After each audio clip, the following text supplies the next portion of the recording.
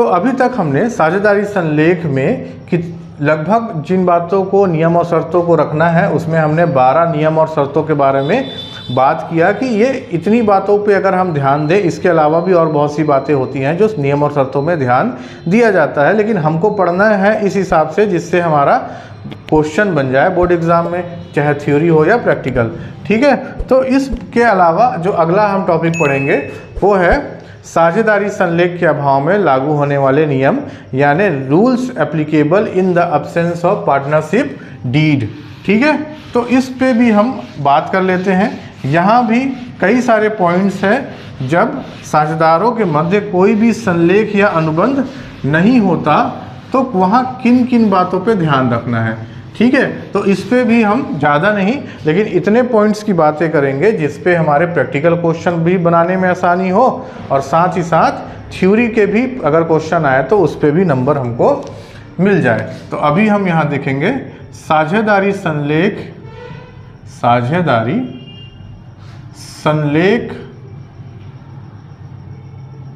के अभाव में लागू नियम। ठीक है, rules applicable in the absence of partnership deed. ठीक है, तो सामान्यतः हमने पढ़ा कि जब साझेदारी शुरू होती है तो साझेदारी को चलाने के लिए कुछ नियम और शर्तें बनाई जाती है, जो हमने पहले भी पढ़ा। उन नियम और शर्तों को ही साझेदारी संलेख कहा जाता है। अब ये साझेदारी संलेख या तो लिखित हो सकते हैं या तो मौखिक हो सकते हैं। अगर जो सबसे अच्छा माना जाता है वो होता है लिखित समझौता, जिसके बारे में हमने पीछे अभी पढ़ा कि लिखित समझौता करते समय किन किन बातों पर ध्यान रखना है।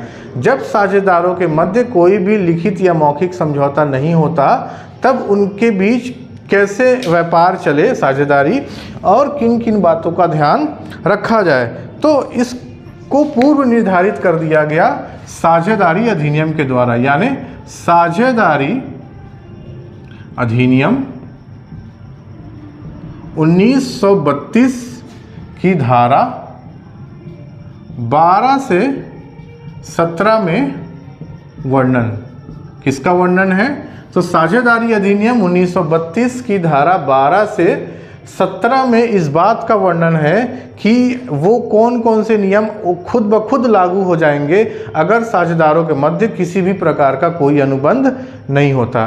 तो हम शुरू करते हैं हमारे पहले पॉइंट से, जो है rules applicable in the absence of partnership deed, यानी ऐसे नियम जो साझेदारी संलेख के अभाव में लागू होते हैं। ठीक है, नियम बहुत सारे हैं, लेकिन हम सबसे पहले उन नियमों पे बात करेंगे जिसके आधार पर ऐसे बिना साझेदारी अनुबंध वाले क्वेश्चन बनाए जाते हैं, और अगर थ्योरी से भी 2 या 3-4 नंबर के क्वेश्चन आए तो वो भी हमको बनाते बन जाए। तो सबसे पहला हम यहाँ पढ़ेंगे, यहाँ जो हम सबसे पहले पॉइंट्स देखेंगे, हमारे पहला पॉइंट जो हम देखेंगे वो है लाभ का विभाजन। लाभ का विभाजन। तो अगर साझेदारों के मध्य कोई भी अनुबंध नहीं होता तो उनके बीच लाभ का विभाजन हमेशा क्या होगा?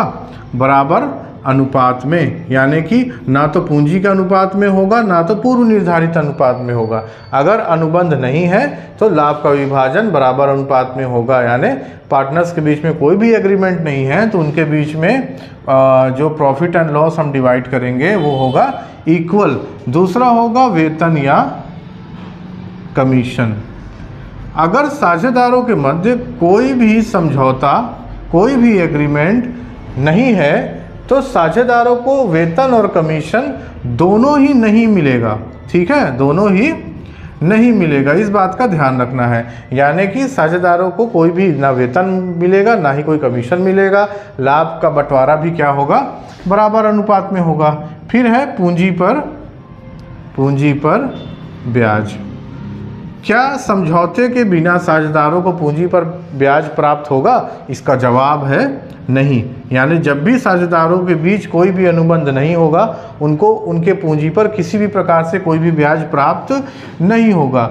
चौथा है अतिरिक्त पूंजी पर ब्याज। यानी अगर साझेदारों के मध्य समझौता नहीं है तो पूंजी पर ब्याज नहीं है, लेकिन अतिरिक्त पूंजी पर ब्याज दिया जाता है 6%। अगर साझेदारों ने अतिरिक्त पूंजी लगाया है तो उनको अतिरिक्त पूंजी पर 6% का ब्याज मिलेगा, लेकिन पूंजी पर कोई भी ब्याज प्राप्त नहीं होगा। फिर पांचवा है कि साझेदारों का आहरण पर ब्याज हम देखेंगे। पांचवा क्या है? आहरण पर ब्याज।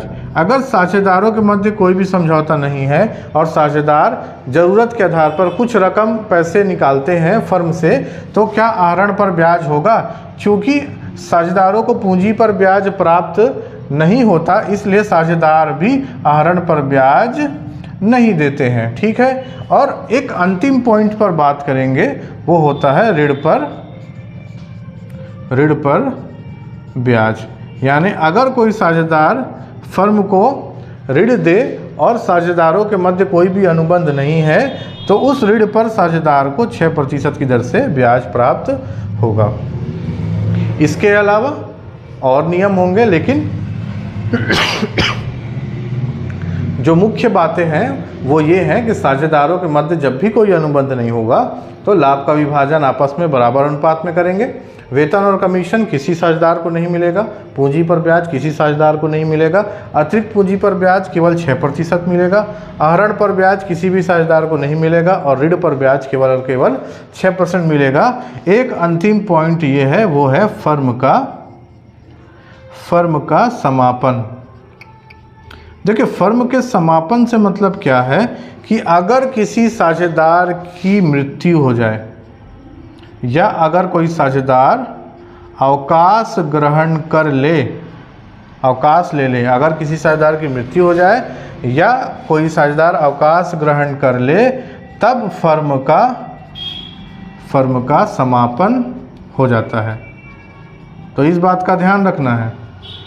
अगर हम साझेदारी संलेख बनाते हैं और लिखित बनाते हैं तो वहाँ हम चाहें तो लिख सकते हैं कि किसी भी साझेदार की मृत्यु या अवकाश ग्रहण पर फर्म का समापन नहीं होगा।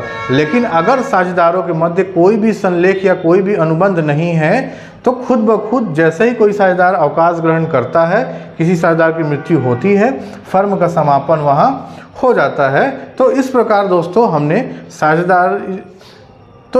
दोस्तों हमने पढ़ा कि साझेदारी संलेख अनुबंध बनाते समय जो नियम और शर्तें हैं उस पर किन बातों का ध्यान रखना है, और अगर किसी कारणवश साझेदारों के मध्य किसी भी प्रकार से संलेख नहीं बनता और साझेदारी संलेख के अभाव में अगर वो व्यापार चलाते हैं तो कौन कौन से नियम लागू होंगे। तो हमने साझेदारी अधिनियम 1932 की धारा 12 से 17 में आधार पर इन 7 नियमों के बारे में बात किया जो नियम लागू होंगे साझेदारी संलेख ना होने पर। उम्मीद है आज का टॉपिक आपको समझ में आया होगा। वीडियो अच्छी लगी, वीडियो को लाइक कीजिए, चैनल को सब्सक्राइब करके जितना हो सके वीडियो को शेयर कर दीजिए। मिलते हैं तब तक से अगली वीडियो में। जय हिंद।